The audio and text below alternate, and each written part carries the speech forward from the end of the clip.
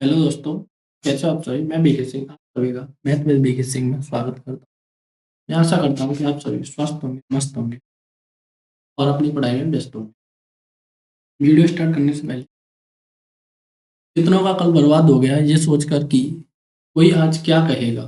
समाज का सबसे बड़ा डर, ये समाज क्या कहेगा। देखो, जो भी काम आपको करना है इसके लिए आपको ज़्यादा सोचना नहीं है कि आप 1 साल 2 साल 3 साल उस पर सोचने में ही लगा देते हैं, उसके बाद एक्शन लेते हैं कि 2-3 साल उसमें लगा दिया कि लोग क्या कहेंगे। उसके बाद आपने एक्शन लिया तो ये आपके लिए बहुत ही ज़्यादा अ, दुर्घटनाग्रस्त हो सकता है, क्योंकि आपको किसी चीज़ को करने से पहले ज़्यादा सोचना विचारना चाहिए, लेकिन इतना भी नहीं कि आप बहुत ही ज़्यादा सोच रहे हैं। तो देखो, ये वीडियो आपके लिए वोकैबुलरी का है। इसमें अपन लोग 20 one word substitution per day discuss करेंगे और लगभग 2 से ढाई से वन वर्ड सब्स्टिट्यूशन हम इसमें डिस्कस करेंगे। और ये वो वाले वन वर्ड हैं जो एसएससी में या फिर एयरफोर्स में 2 3 या 4 बार रिपीटेड हुए हैं। ये रिपीटेड हुए हैं, वही वाले वन वर्ड उठाए हैं हमने, पेपरों में कई बार आ चुके हैं। इसमें आपके लिए पहला वर्ड है ए short speech at the end of a play. तो एक शॉर्ट स्पीच होता है, आपने देखा होगा, जो प्ले होता है नाटक के अंत में दिया जाता है, या एपिलॉग बोलते हैं। एपिलॉग माने होता है उपसंहार। उपसंहार आपने निबंध भी लिखते हैं, जब भी आप एक उपसंहार लिखते होंगे आपने देखा होगा, फाइनल कंक्लूजन टाइप का बोलते हैं। तो एपिलॉज को आप कंक्लूजन से भी रिप्लेस कर पाएंगे कि अगर एपिलॉज ऑप्शन में है, ठीक है, नहीं तो आप इसके लिए कंक्लूजन का भी कर पाएंगे। अगर एपिलॉज नहीं है तो कंक्लूजन इसका सही आंसर हो जाएगा, क्योंकि निबंध लिखते टाइम आपने काफ़ी सारे लिखे होंगे 9th या 10th क्लास। अगला वर्ड है belonging to the same time. तो belonging to the same time का मतलब होता है समकालीन। कि आपने देखा होगा कि सहवाग और हरभजन एक समकालीन प्लेयर थे। उसी टाइम पर सहवाग खेलता था, उसी टाइम पर वो खेल रहा है। या फिर आप और आपकी गर्लफ्रेंड मान लो एक ही क्लास में पढ़ रहे हैं, तो वो आपके समकालीन पढ़ रही है। Belonging to the same time, दोनों एक ही टाइम से बिलोंग करते हैं, तो इसे बोलते हैं कॉन्टेम्परेरी। कॉन्टेम्परेरी माने समकालीन। जैसे कि हम चर्चा करें कि नेहरू गांधी जी के समकालीन थे, कॉन्टेम्परेरी। आप अपनी गर्लफ्रेंड के समकालीन हैं, तो आप उसके कॉन्टेम्परेरी हैं। ये person who eat human flesh, तो एक व्यक्ति जो मानव का मांस खाता है उसे बोलते हैं आप कैनिबल। कैनिबल का मतलब होता है नर। जो आदमी का मांस खा सकता है उसे आप कैनिबल। नेक्स्ट वर्ड है, ये काफी आसान वर्ड है, one who great lover of books. तो देखो, one who great lover of books बोलते हैं बिब्लियोफाइल। बिब्लियोफाइल माने होता है जिसे किताबों से बहुत ज्यादा प्यार है, पुस्तक प्रेमी। तो प्रत्येक स्टूडेंट को बिब्लियोफाइल होना चाहिए, क्योंकि जब तक आप पुस्तक प्रेमी नहीं होंगे तो आप नहीं हो पाएंगे। इसका एक आसान सा वर्ड बुक बॉर्न भी आता है, किताबी कीड़ा। वो नेगेटिव वर्ड है, लेकिन ये इसका पॉजिटिव वर्ड है, bibliophile. A place where bird are kept. तो एक प्लेस वहां पर पक्षी रखे जाते हैं, तो उसे आप एवियरी बोलते हैं, उसे पक्षीशाला। और एक होता है एपियरी, APIARY। एपियरी माने होता है जहाँ पर आप मधुमक्खी रखी जाती है। तो बस यहाँ आपको वी की जगह आपको वहाँ सॉरी ए वी करना होता है, एवरी ए वी करना होता है। तो उसे बोलते हैं आप क्या बोलते हैं उसे, मधुमक्खी शाला, एवियरी और एपियरी। तो ये आपको ध्यान रखना है। नेक्स्ट है a person who dislike women. आजकल तो कोई डिसलाइक करता ही नहीं है, तो इसे बोलते हैं आप मिसोगाइनिस्ट। मिसोगाइनिस्ट माने होता है जो स्त्री से द्वेष करे। तो एक व्यक्ति जो स्त्री से डिसलाइक करता है, किसी को लाइक ही नहीं करता है। देखो, जब भी गायन आ जाए, ये गायन आ जाए तो जी भाई, तो गायन का मतलब होता है पूरी इंग्लिश के अंदर पहला। तो जब कभी भी आपको इंग्लिश पढ़ने का मौका मिले तो आपको एटिमोलॉजी से इंग्लिश पढ़नी चाहिए कि शब्दों की व्युत्पत्ति कैसे होती है। तो इसका भी हम जल्दी से वीडियो लेकर आएंगे कि शब्दों की व्युत्पत्ति कैसे होती है, लेकिन ये भी चलता रहेगा क्योंकि ये रिपीटेड वर्ड है। ये अपकमिंग एग्जाम के लिए बेहद ज़्यादा इंपॉर्टेंट। तो गिव अप वंस अथॉरिटी। अब गिव अप माने होता है त्यागना। गिव अप माने ही होता है त्यागना। तो वंस अथॉरिटी, तो आप अपनी अथॉरिटी को त्याग रहे हो, तो आप क्या कर रहे हो, उसे एब्डिकेट कर रहे हो। तो एब्डिकेट माने होता है त्यागना। तो यहाँ पर थ्रोन का भी प्रयोग होता है कि राजा सिंहासन त्यागने के लिए आप एब्डिकेट का प्रयोग। तो ये एब्डिकेट माने होता है त्यागना। Animal that can be live on land and water. तो ये काफी आसान सा है, एम्फीबियंस बोलते हैं इसे। तो ये आपने पढ़ रखा है। नेक्स्ट है, देखिए, the study of human history and pre history through the excavation of site. Excavation माने होता है खुदाई करना। एक्सकैवेशन माने होता है खुदाई। तो जो भी आप मोहनजोदड़ो या फिर हड़प्पा के बारे में सुनते होंगे, तो वहां पर काफी खुदाई हो रही है। तो ये होता है आर्कियोलॉजी। आर्कियोलॉजी माने होता है पुरातत्व। पुरा माने पुराना, तत्व माने तत्व। जो भी आपकी पुरानी साइडों की स्टडी कर रहे हैं, जो भी लगे हुए हैं स्टेट स्टोरी है, तो उसके लिए आप आर्कियोलॉजी का वर्ड का प्रयोग करते हैं। ये person who right and edits dictionary, तो एक व्यक्ति जो डिक्शनरी लिखता है या फिर उसे एडिट करता है, तो उसे आप क्या बोलेंगे? लेक्सिकोग्राफर। तो डिक्शनरी लिखने वाले को ही आप लेक्सिकोग्राफर बोलते हैं। जो भी आप डिक्शनरी पढ़ रहे हैं उसे लिखने वाला क्या होता है? लेक्सिकोग्राफर। नेक्स्ट है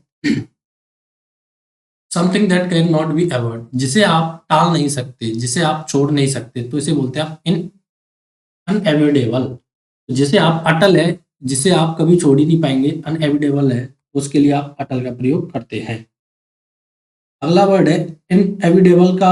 आप कभी इसका सिनोनिम्स भी आपको याद कर लेने चाहिए। देखो इसका इंट्रीगल काफी अच्छा सिनोनिम INTEGRAL। इंट्रीगल माने होता है जो चीज एक ही है, इंट्रीगल है मतलब अटल है, इंट्रीगल हो जाएगा। इसका काफी अच्छा वर्ड है। अगला वर्ड है वन हु बियॉन्ड रिफॉर्म। तो देखो रिफॉर्म माने होता है किसी चीज में सुधार करना।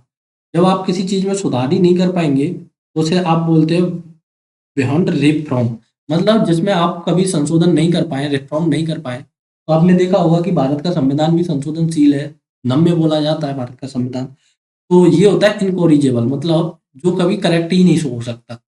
इनकोरिजेबल जो कभी करेक्ट ही नहीं हो सकता, इसे बोलते हैं आप इनकोरिजेबल। तो इसका मतलब होता है असंशोधनीय। नेक्स्ट है to free from blame, to free somebody from all blame, किसी को सभी दोषों से मुक्त कर देना, तो इसे आप बोलते हैं एक्सोनरेट। एक्सोनरेट माने होता है दोष मुक्त करना, तो इसका कभी कभी फ्री भी आप यूज कर सकते हैं।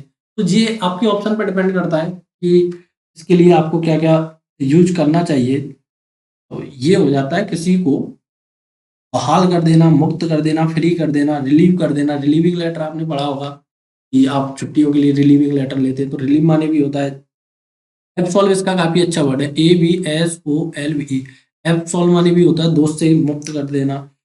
और एक्विट भी काफी, ACQUITE, एक्विट भी काफी अच्छा वर्ड है और इसका भी मतलब होता है दोष से मुक्त कर देना। देखो इमिग्रेंट अगला वर्ड है, a person who leaves his country to live another. तो देखो जब भी हमारे भारत का कोई बंदा अमेरिका जाता है, सॉरी म्यांमार जाता है मालूम, तो वो हमारे देश के लिए इमिग्रेंट है और वहां के देशों के लिए इमिग्रेंट, MMI।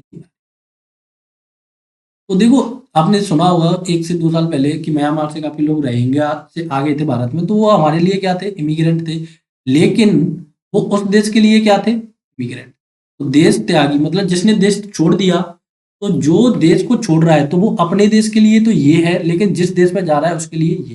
तो इसमें आपको कभी कंफ्यूजन नहीं होना है, ये आपको कंफ्यूजन कर देता है कभी कभी। तो नेक्स्ट है a person who employ to drive car और हायर कार।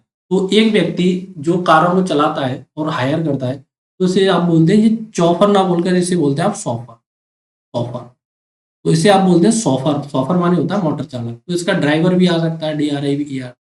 कनेक्टर भी आ सकता है, जो भी आपको एग्जाम्पल में हो, लेकिन ये प्राइवेट ड्राइवर होता है जो आप हायर करते हैं, तो इसे चौफर ना बोल के क्या बोलना? सॉफर। नेक्स्ट है hard but easily broken. Hard माने होता है कठिन लेकिन आसानी से टूट जाए, तो इसे आप बोलते हैं ब्रीटल। ब्रीटल माने होता है भंगुर। तो आपने भंगुरता के बारे में पढ़ा ही होगा। तो ये उसका टॉपिक है, किसका बोला जाए, ये फिजिक्स का नहीं है, केमिस्ट्री का टॉपिक है। तो फ्रीगल माने सॉरी ब्रिटल माने होता है भंगुर। और ऐसी होता है एक का फ्रेल, FRAIL। फ्रेल माने होता है नाजुक, जिसे आप आसानी से तोड़ सकते हैं, कमजोर होता है। तो फ्रेल और भंगुर, आपने हीरा के बारे में सुना ही होगा कि हीरा भंगुर होता है। मेरे को सही से याद नहीं है बट शायद हीरा भंगुर ही होता है। तो फ्रेल माने या फिर फ्रेल हो या फिर ब्रिटल हो, जिसे आप आसानी से तोड़ सकते हैं, मतलब है तो वो कठिन लेकिन वो आसानी से टूट जाता है। ये person who help another to commit a crime. तो एक व्यक्ति जो किसी दूसरे की क्राइम करने में सहायता करता है, उसे आप बोलते हैं अकम्पलिस। उसे आप बोलते हैं अकम्पलिस। तो अकम्पलिस माने होता है जो आपका साथी है, कोऑपरेटिव। अकम्पलिस का काफी अच्छा वर्ड है कोऑपरेटिव, OPERATIVE। कोऑपरेटिव, को माने साथ देना, ऑपरेटिव माने किसी कार्य को करने में। तो इसका एसोसिएट भी आप बोल सकते हैं, ASSOCIATIV, एसोसिएटिव भी बोल सकते हैं कि जो आपके साथ जुड़ा हुआ है उसे आप एसोसिएटिव भी बोल सकते हैं। तो देखो ये अकम्पलिस का मतलब होता है सह अपराधी। जब भी आप कोई अपराध करने में कोई आपका साथ दे, तो उसे आप बोलते हैं सह अपराधी। लेकिन आपने एक और वर्ड सुना होगा अकम्पलिस का, उसमें क्या होता है कि उसका मीनिंग ACCOMPLICE ELISE होता है, SE होता है, SHE होता है सॉरी। तो उसमें आपको क्या करना होता है, उसका मतलब होता है निपुण, उसका मतलब होता है निपुण। तो इस दोनों में आपको कभी कंफ्यूजन नहीं होना है। तो सी वाला होता है, देखो सी से आपको क्राइम याद करना है, जो आपका क्राइम करने में सहायता करे तो वो अकम्पलिश होता है। और एस से आपको याद रखना है सही।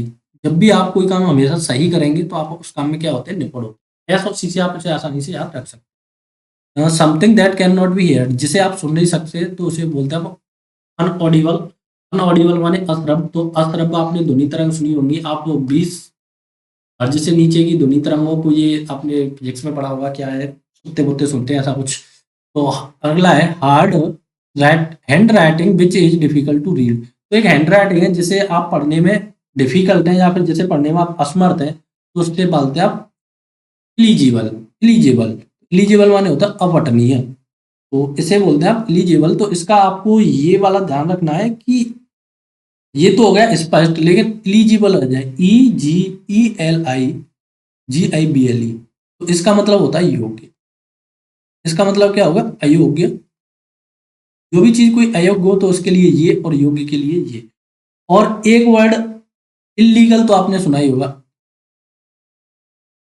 तो इलीगल में भी आपको कंफ्यूजन नहीं होना है। इलीगल माने होता है अवैध। तो ये इलिजिबल बोलेंगे, ये illegible. Illegible one who difficult to please, जिसे आप प्लीज माने होता है किसी चीज को बनाना, जिसे आप बना नहीं सकते, वन हु डिफिकल्ट है बनाने में, तो उसे बोलते हैं फास्टिडियस। फास्टिडियस माने होता है कोई आदमी बहुत ही ज्यादा अपनी हट पर अड़ा हुआ है और वो कभी बात मानने को तैयार ही नहीं होता है, तो उसे आप बोलते हैं हठी। तो ये धर्म वर्म के मामले में आपने देखा होगा कि काफी लोग हठी होते हैं, कोई मुस्लिम हिंदू में लगा हुआ। लेकिन अपन लोग भारतीय हैं, इस्लाम हिंदू सब भाई भाई हैं, तो हमें ऐसा नहीं करना है। तो फास्टिडियस माने होता है हठी। तो हमें किसी भी धर्म पर हट नहीं करनी चाहिए। हिंदू भी अच्छा धर्म है, मुस्लिम भी अच्छा धर्म है, ईसाई भी अच्छा धर्म है, सारे के सारे धर्म अच्छे हैं, बस इसको मानने वाले लोग अच्छे होने चाहिए। तो हमें किसी धर्म पर हट नहीं करनी चाहिए, मतलब किसी धर्म को एक ही मानकर नहीं चलना चाहिए। तो फास्टिडियस इसके लिए काफी अच्छा वर्ड है। तो आज के ये 20 वर्ड होते हैं हमारे कंप्लीट, देखो। और नेक्स्ट 20 वर्ड आपके लिए हम लेकर आएंगे कल। तो ये वर्ड वो है, तो इन्हें देखकर आप डायरेक्ट एग्जाम में भी चले जाए ना, तो हो सकता है कि 90% पेपर यहीं से आए, क्योंकि ये वर्ड 3 4 या 5 बार रिपीटेड वर्ड है, तो इसको कलेक्ट करने में थोड़ा मेहनत लगता है। तो अगर वीडियो से आपको थोड़ा बहुत भी फायदा हो रहा है और कोई भी प्रॉब्लम आ रही है, तो आप हमसे कमेंट बॉक्स में कमेंट करके पूछ सकते हैं। तो thank you for watching, take care, bye.